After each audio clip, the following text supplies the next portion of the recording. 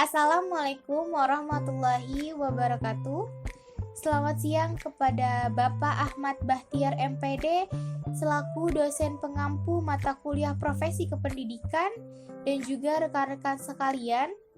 Perkenalkan, kami dari kelompok 1 ingin mempresentasikan dengan judul Hakikat Manusia dan Pendidikan serta hubungan antara keduanya.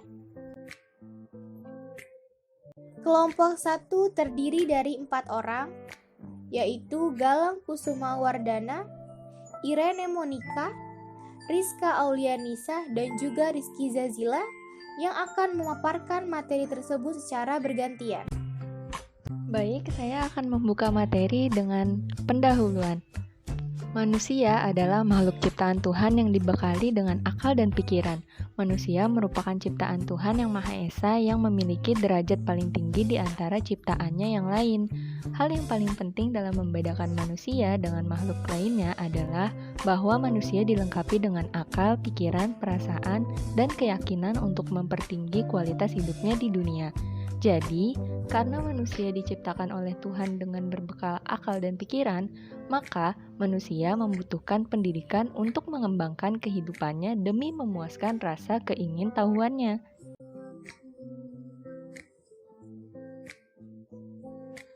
Selanjutnya, pengertian hakikat manusia. Berasal dari kata manusia yang berasal dari bahasa Sanskerta yaitu manu dan dalam bahasa Latin yaitu mens yang artinya berpikir, berakal budi atau homo yang berarti manusia. Hakikat manusia adalah seperangkat gagasan atau konsep yang mendasar tentang manusia dan makna eksistensi manusia di dunia. Pengertian hakikat manusia berkenaan dengan prinsip adanya manusia. Dengan kata lain, pengertian hakikat manusia adalah seperangkat gagasan tentang sesuatu yang olehnya, yaitu manusia memiliki karakteristik khas yang memiliki sesuatu martabat khusus menurut Louis Leahy tahun 1985. Berkenaan dengan materi sebelumnya, dapat dikatakan bahwa manusia adalah makhluk bertanya. Ia mempunyai hasrat untuk mengetahui segala sesuatu. Atas dorongan hasrat ingin tahunya, manusia tidak hanya bertanya tentang berbagai hal yang ada di luar dirinya, tetapi juga bertanya tentang dirinya sendiri. Dalam rentang ruang dan waktu, manusia telah dan selalu berupaya mengetahui dirinya sendiri. Hakikat manusia dipelajari melalui berbagai pendekatan, seperti common sense, ilmiah, filosofis, dan religi, serta melalui berbagai sudut pandang, yaitu biologi, sosiologi, antropobiologi, psikologi, dan politik.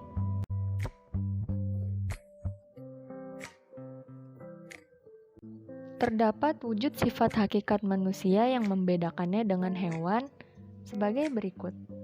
Yang pertama, kemampuan menyadari diri. Kunci perbedaan manusia dengan hewan adalah adanya kemampuan menyadari diri pada manusia. Manusia menyadari bahwa mereka memiliki karakteristik diri, sehingga manusia dapat membedakan dirinya dengan aku-aku yang lain dan yang bukan aku, menurut Umar dan Lassullah tahun 2005. Yang kedua, kemampuan bereksistensi, kemampuan menerobos ruang dan waktu, dan tidak terbelenggu oleh ruang atau tempat dan waktu, sehingga manusia memiliki unsur kebebasan, atau bisa dikatakan aktualisasi diri atau mampu menampilkan diri secara fisik dan mental, atau berani tampil beda. Yang ketiga, pemilikan kata hati. Kata hati atau conscience of man sering disebut dengan hati nurani, lubuk hati, suara hati, pelita hati, dan sebagainya. Manusia memiliki pengertian yang menyertai tentang apa yang akan, yang sedang, dan yang telah diperbuatnya. Kemampuan membuat keputusan tentang yang baik atau benar, yang buruk atau salah bagi manusia sebagai manusia, menurut Umar dan Lassullah tahun 2005. Selanjutnya, manusia memiliki moral. Moral yang sinkron dengan kata hati yang tajam, yaitu yang benar-benar baik bagi manusia sebagai manusia merupakan moral yang baik atau moral yang tinggi atau luhur. Perbuatan yang tidak sinkron dengan kata hati yang tajam atau realisasi dari kata hati yang tumpul disebut moral yang buruk atau moral yang rendah atau lazim dikatakan tidak bermoral. Seseorang dikatakan bermoral tinggi karena ia menyatukan diri dengan nilai-nilai yang tinggi, serta segenap perbuatannya merupakan peragaan dari nilai-nilai yang tinggi tersebut.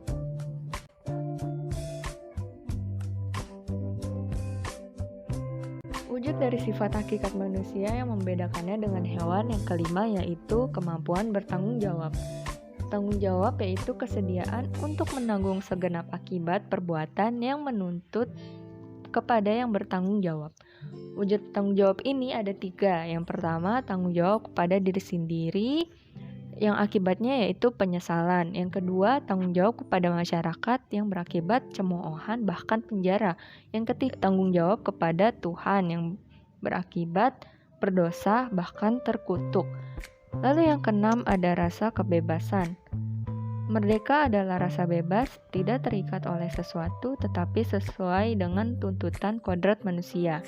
Bebas tetapi terikat oleh kodrat manusia. Kemerdekaan dalam arti sebenarnya memang dalam keterikatan. Artinya bebas berbuat sepanjang tidak bertentangan dengan tuntutan kodrat manusia. Orang hanya mungkin merasakan kebebasan batin apabila ikatan telah menyatu dengan dirinya dan menjiwai segenap perbuatannya. Dan kata lain, ikatan luar yang membelenggu telah berubah menjadi ikatan dalam yang menggerakkan, menurut Umar dan Lassullo tahun 2005. Selanjutnya yang ketujuh yaitu kewajiban dan hak. Kewajiban dan hak, 2 macam gejala sebagai manifestasi manusia sebagai makhluk sosial. Tak ada hak tanpa kewajiban, dan kewajiban ada karena ada hak yang harus dipenuhi. Lalu yang ke-8, kemampuan menghayati kebahagiaan. Kebahagiaan sebagai hasil perpaduan dari pengalaman yang menyenangkan dengan yang pahit dan antara proses dengan hasil, serta terdapat ketenangan dan ketentraman dalam hidup. Baik, selanjutnya saya akan melanjutkan presentasinya, yaitu mengenai atau pembahasan tentang aspek-aspek hakikat manusia. Nah, sebenarnya di bagian ini, di aspek-aspek hakikat manusia ini ada beberapa hal yang akan kami bahas di sini. Nah, yang pertama itu adalah manusia sebagai makhluk Tuhan. Nah, artinya di sini manusia adalah subjek yang memiliki kesadaran dan penyadaran diri. Nah, oleh karena itu manusia adalah subjek yang menyadari keberadaannya. Ia mampu membedakan dirinya dengan segala sesuatu yang ada di luar dirinya. Selain itu, manusia bukan saja mampu berpikir tentang diri dan alam sekitarnya, tetapi sekaligus sadar tentang pemikirannya. Namun, sekalipun manusia menyadari perbedaannya dengan alam bawah dalam konteks keseluruhan alam semesta, manusia merupakan bagian daripadanya. Oleh sebab itu, selain mempertanyakan asal-usul alam semesta tempat dia berada, manusia pun mempertanyakan asal-usul keberadaan dirinya sendiri. Seperti itu.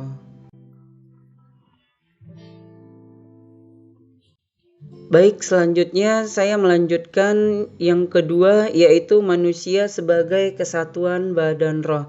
Nah, di sini artinya atau para filsuf berpendapat yang berkenaan dengan struktur metafisik manusia.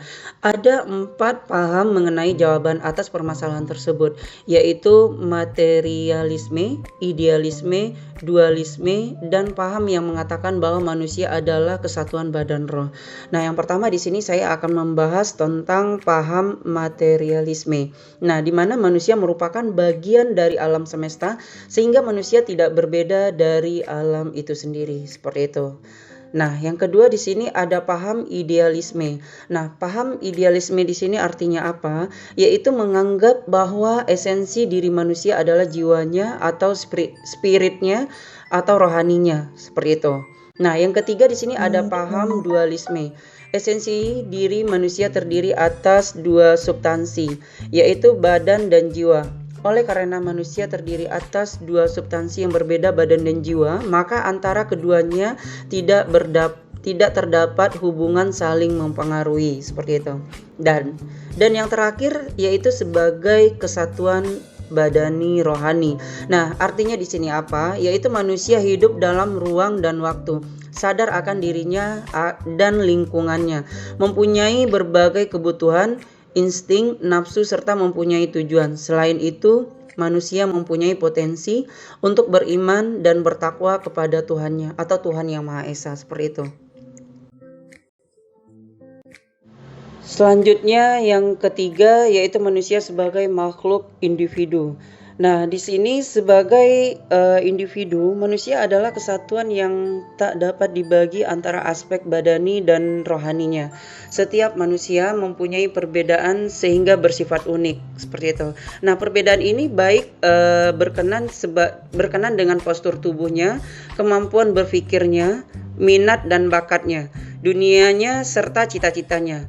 Nah, contohnya ini seperti manusia yang terlahir sebagai anak kembar siam. Nah, artinya di sini manusia kembar siam ini sekalipun tidak pernah memiliki kesamaan dalam keseluruhannya.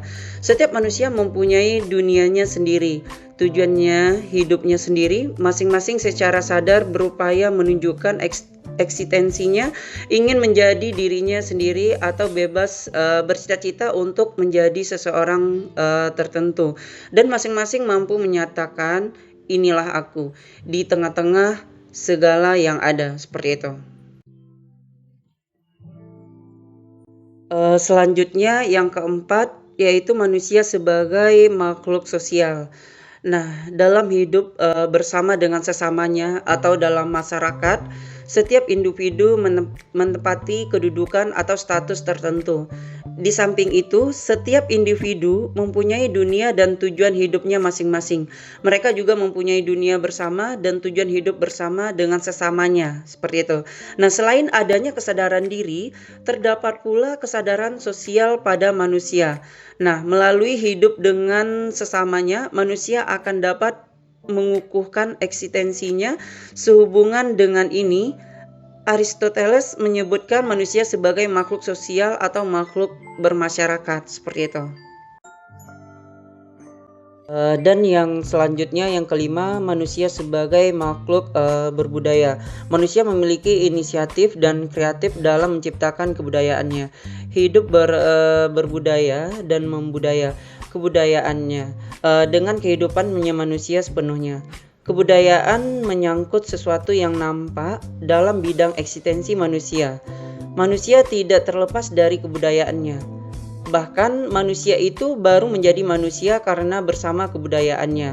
Nah, sejalan dengan ini, Ernest mengatakan bahwa manusia tidak menjadi manusia karena sebuah faktor di dalam dirinya, seperti misalnya naluri atau akal budi, melainkan fungsi kehidupannya yaitu pekerjaannya, kebudayaannya. Demikian dengan kebudayaan termasuk hakikat manusia, seperti itu. Nah, sebagaimana dinyatakan di atas, kebudayaan memiliki fungsi positif bagi kemungkinan eksistensi manusia. Namun demikian, apabila manusia kurang bijaksana dalam mengembangkannya, kebudayaan dapat menimbulkan kekuatan-kekuatan yang mengancam eksistensi manusia, seperti itu. Yang keenam, manusia sebagai makhluk susila. Menurut Immanuel Kant, manusia memiliki aspek kesusilaan karena pada manusia terdapat rasio praktis yang memberikan perintah mutlak atau categorical imperatif. Contoh, jika kita meminjam barang milik orang lain, maka ada perintah yang mewajibkan untuk mengembalikan barang pinjaman tersebut. Sebagai makhluk yang otonom atau memiliki kebebasan, manusia selalu dihadapkan pada suatu alternatif tindakan yang harus dipilihnya. Hal ini sebagaimana dikemukakan Soren Abe Kierkegaard. Yes, I perceive perfectly that there are two possibilities. One can do either this or that. Adapun kebebasan berbuat ini juga selalu berhubungan dengan norma-norma moral dan nilai-nilai moral yang juga harus dipilihnya.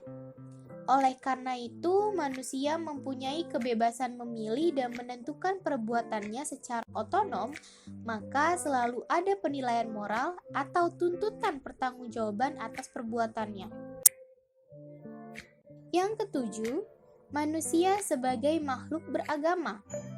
Aspek keberagamaan merupakan salah satu karakteristik esensial eksistensi manusia yang terungkap dalam bentuk pengakuan atau keyakinan akan kebenaran suatu agama yang diwujudkan dalam sikap dan perilaku. Hal ini terdapat pada manusia manapun, baik dalam rentang waktu dulu, sekarang, dan yang akan datang, maupun dalam rentang geografis tempat manusia berada. Keberagamaan menyiratkan adanya pengakuan dan pelaksanaan yang sungguh atas suatu agama. Adapun yang dimaksud dengan agama ialah satu sistem credo atau tata keimanan atau keyakinan atas adanya sesuatu yang mutlak di luar manusia. Satu sistem ritus atau tata peribadatan manusia kepada yang dianggapnya mutlak itu.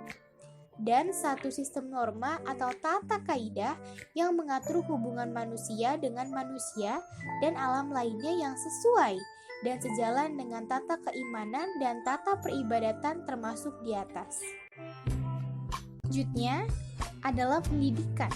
Pendidikan merupakan salah satu sektor penting dalam pembangunan di setiap negara. Menurut Undang-Undang Nomor 20 Tahun 2003 tentang Sisdiknas, dalam pasal 1 disebutkan bahwa pendidikan merupakan usaha sadar dan terencana untuk mewujudkan suasana belajar dan proses pembelajaran agar peserta didik secara aktif mengembangkan potensi dirinya untuk memiliki kekuatan spiritual keagamaan, pengendalian diri, kepribadian, kecerdasan, akhlak mulia serta keterampilan yang diperlukan dirinya, masyarakat, bangsa, dan negara. Untuk mengembangkan segala potensi yang dimiliki peserta didik melalui proses pembelajaran, dalam pasal 4 dijelaskan bahwa peserta didik adalah anggota masyarakat yang berusaha mengembangkan potensi diri melalui proses pembelajaran yang tersedia pada jalur, jenjang, dan jenis pendidikan tertentu. Menurut Syah dalam Chandra, dikatakan bahwa pendidikan berasal dari kata dasar didik yang mempunyai arti memelihara dan pilihan. Kedua hal tersebut memerlukan adanya ajaran, tuntunan, dan pimpinan tentang kecerdasan pikiran. Pengertian pendidikan adalah proses pengubahan sikap dan perilaku seseorang atau sekelompok orang dalam usaha mendewasakan manusia melalui upaya pengajaran dan pelatihan.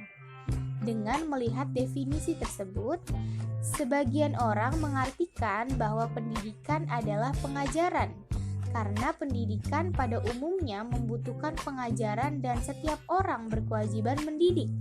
Secara sempit, mengajar adalah kegiatan secara formal menyampaikan materi pelajaran sehingga peserta didik menguasai materi ajar. Pendidikan itu sangat luas, dapat berupa ilmu, dapat berupa pergaulan dengan sesama, dapat dengan membuat orang lain senang. Kekokohan dalam mencari ilmu adalah bukti bahwa ilmu itu memang sangat penting bagi kehidupan manusia. Apalagi sekarang ini kehidupan sudah beraneka ragam kebutuhannya sebagai akibat dari globalisasi. Dengan demikian dapat dikatakan bahwa pendidikan sangat luas, bisa secara formal lewat lembaga, dari tingkat dasar sampai perguruan tinggi, dan juga pendidikan bisa diperoleh dari dalam lingkungan, baik keluarga maupun masyarakat. Selanjutnya ada hakikat pendidikan. Hakikat pendidikan adalah pendidikan untuk manusia dan dapat diperoleh selama manusia lahir hingga dewasa.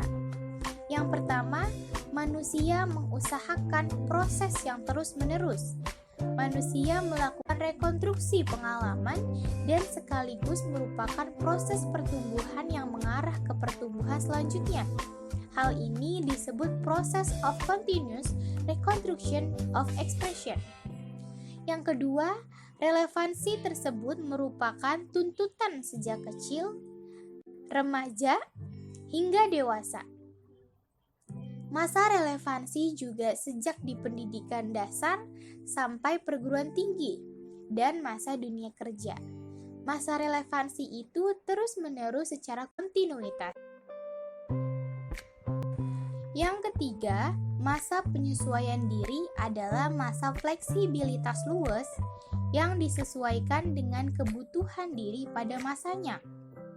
Artinya, manusia harus bisa dan mampu serta mau menyesuaikan dengan keadaan lingkungannya, lingkungan keluarga, sekolah, masyarakat, desa, dan juga kota. Manusia juga harus menyesuaikan diri dengan segala situasi yang ada, berpendidikan ataukah kurang berpendidikan, miskin atau kaya. Di samping itu juga ia harus menyesuaikan diri dengan tempat atau penyesuaian diri secara geografis. Yang keempat, cita-cita manusia itu harus sesuai dengan tanggung jawab manusia dan pendidikannya, baik pendidikan formal maupun pendidikan masyarakat atau lingkungan. Yang kelima, manusia memiliki upaya sadar untuk menyiapkan peserta didik melalui bimbingan pengajaran agar menguasai kemampuan sesuai dengan peran yang harus dimainkan manusia.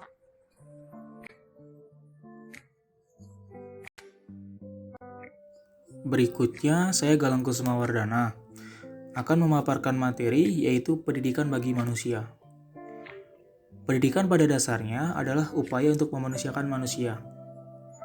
Sehingga, pendidikan bagi manusia dapat diuraikan sebagai berikut. Yang pertama, manusia sebagai makhluk Tuhan. Manusia adalah makhluk Tuhan yang paling sempurna. Manusia lahir dalam keadaan lemah, tidak berdaya apa-apa. Oleh karena ketidakberdayaan itu, manusia membutuhkan bantuan, mulai dari kebutuhan fisik seperti makan, minum, berjalan, berbicara, dan lain-lain, sampai pada kebutuhan rohaniah seperti kesenangan, kepuasan, dan lain sebagainya. Dari ketidakberdayaan inilah, lalu manusia berusaha dengan menggunakan akal dan pikirannya. Manusia menggunakan lingkungan sebagai ajang belajar. Akhirnya, dengan pendidikan manusia mempelajari lingkungannya. Yang kedua, manusia memiliki kelebihan dan kekurangan masing-masing, yaitu sebagai makhluk sosial dan juga sebagai makhluk individu, manusia memiliki kelebihan dan kekurangan masing-masing. Manusia akan membagi kelebihannya dengan manusia lain, sedangkan sebagai makhluk individual, manusia butuh mencukupi kekurangan pada dirinya. Sebagai makhluk sosial pula, manusia berhubungan dengan banyak orang. Ia akan belajar dari manusia dan juga alam di sekelilingnya. Kemudian yang berada di sekelilingnya itu akan diserap ke dalam otaknya dan akan menjadi miliknya. Dengan demikian, manusia akan belajar dari lingkungannya. Masing-masing manusia yang ditemuinya, ada yang memiliki kelebihan dan ada yang memiliki kekurangan. Yang ketiga, manusia secara kodrati memiliki potensi yang dibawa sejak lahir. Sebagai manusia, ia juga memiliki kemampuan yang dibawa sejak lahir. Kemampuan atau potensi ini, menurut ilmu jiwa disebut bakat atau talent. Bakat sejak lahir itu perlu pemupukan dari lingkungannya, terutama keluarga. Oleh karena itu, sebagai manusia memiliki kekurangan, maka untuk mengembangkan bakat ini dibutuhkan juga pendidikan. Yang keempat, manusia merupakan suatu proses. Manusia itu sejak lahir sampai dewasa mengalami suatu proses. Proses yang panjang ini dilalui dengan pendidikan, yaitu dengan memperoleh nilai yang diperoleh dari masyarakatnya. Lalu masyarakat apa sajakah yang dapat diperoleh nilainya? Yaitu seperti masyarakat keluarga, masyarakat sekolah, masyarakat tempat tinggal, atau masyarakat tempat bekerja. dan masyarakat tempat manusia itu bergaul.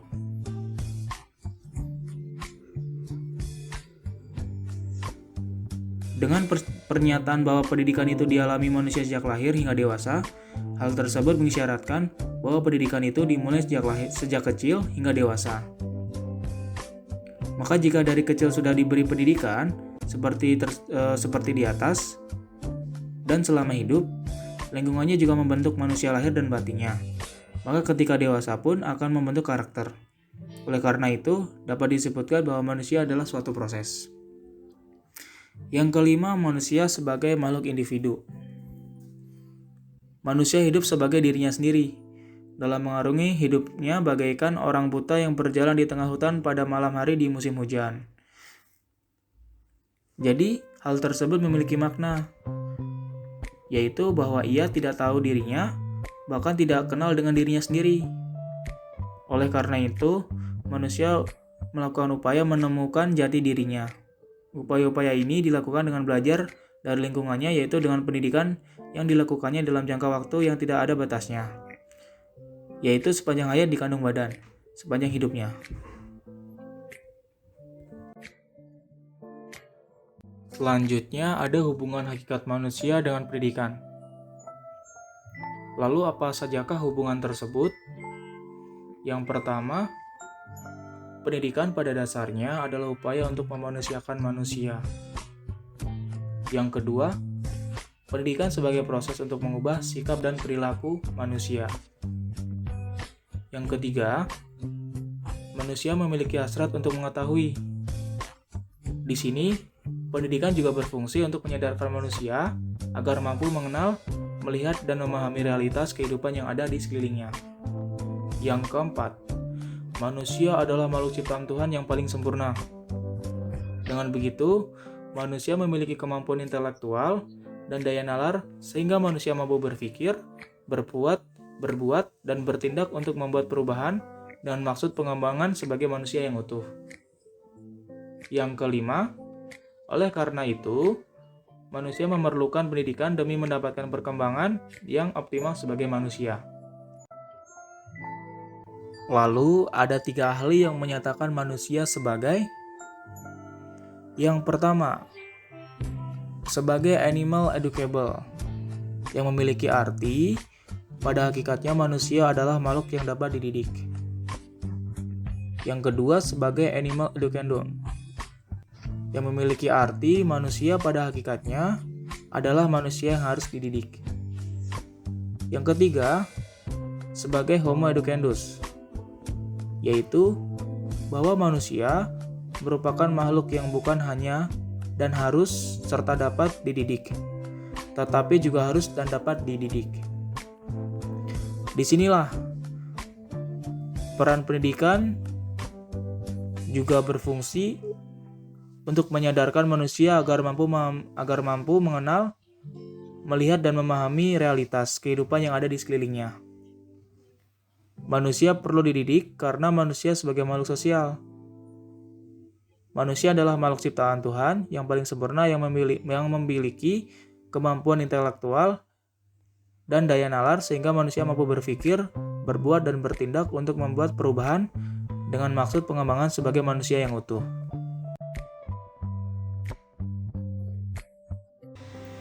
Selanjutnya ada asas-asas perlunya pendidikan bagi manusia. Hubungan antara manusia dengan pendidikan diawali dari beberapa asas sebagai berikut. Yang pertama ada asas potensialitas. Dalam uraian terdahulu, telah dikemukakan berbagai potensi yang ada pada manusia yang memungkinkan ia akan mampu menjadi manusia. Tetapi, untuk memerlukan suatu sebab, yaitu pendidikan. Sebagai contoh, dalam aspek kesusilaan, manusia diharapkan mampu berperilaku sesuai dengan norma-norma moral dan nilai-nilai moral yang diakui. Ini adalah salah satu tujuan pendidikan atau sosok manusia ideal berkenaan dengan dimensi moralitas.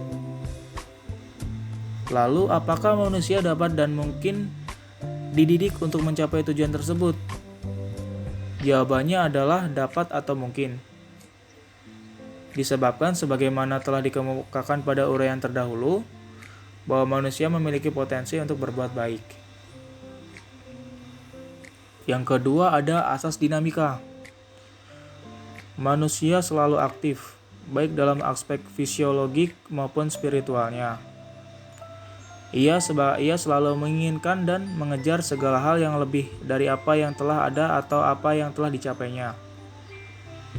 Ia juga berupaya untuk mengaktualisasikan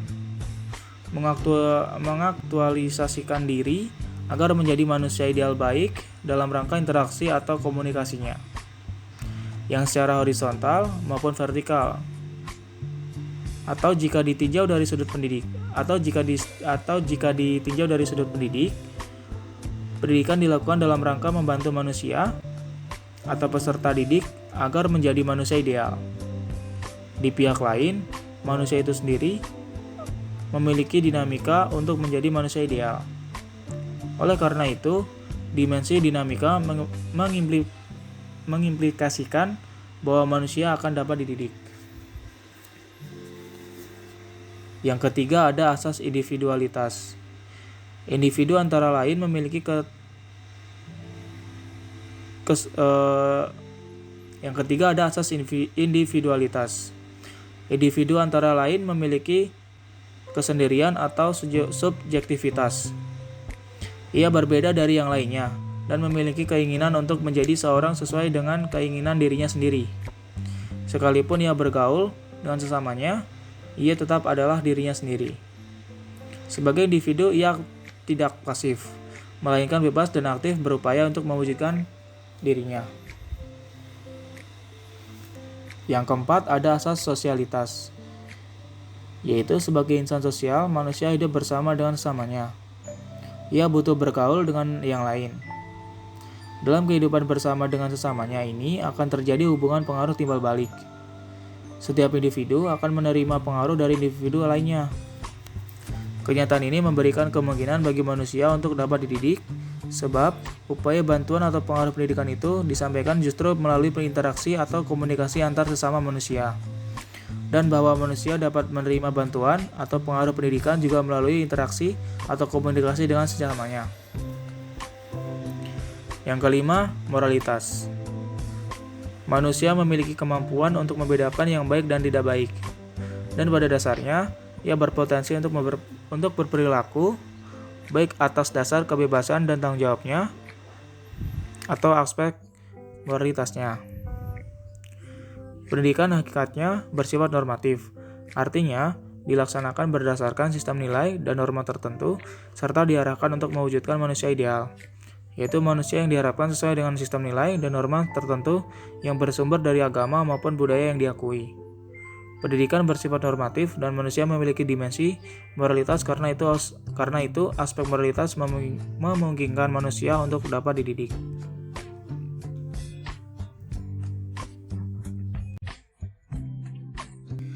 Yang terakhir, kesimpulan. Setelah kelahirannya, manusia tidak dengan sendirinya mampu menjadi manusia. Untuk menjadi manusia, ia perlu dididik dan mendidik diri. Sehubungan dengan ini, M.G. Langeveld menyebut manusia sebagai animal educandum. Terdapat 3 asas antropologis yang mengimplikasikan bahwa manusia perlu dididik dan mendidik diri, yaitu 1. Manusia adalah makhluk yang belum selesai menjadi manusia. 2. Tugas dan tujuan manusia adalah menjadi manusia. 3. Bahwa perkembangan manusia bersifat terbuka. Dalam pernyataan manusia perlu dididik dan mendidik diri, tersirat makna bahwa manusia dapat dididik. M.G. Langeveld menyebutnya sebagai animal educable. Terdapat 5 asas antropologis yang mengimplikasikan kemungkinan manusia untuk dapat dididik, yaitu asas potensialitas, lalu asas sosialitas, asas individualitas, asas moralitas, dan asas dinamika. Pendidikan merupakan proses panjang yang dalam pelaksanaannya dapat ditemui berbagai macam masalah terutama pada zaman yang semakin canggih ini. Kemajuan ilmu pengetahuan dan teknologi membuat ilmu pengetahuan kita semakin sempit sehingga membawa pengaruh yang sangat besar bagi masyarakat. Tujuan pendidikan adalah untuk mengatasi kebodohan dan keterbelakangan yang sudah terbukti merupakan sasaran utama bagi munculnya penjajahan, penindasan, dan perilaku yang tidak berkemanusiaan. Oleh karena itu, masyarakat Indonesia harus lebih meningkatkan mutu pendidikan yang berkualitas. Pendidikan juga berpengaruh dalam kehidupan. Dengan pendidikan, seseorang dapat mengetahui mana yang baik dan mana yang buruk.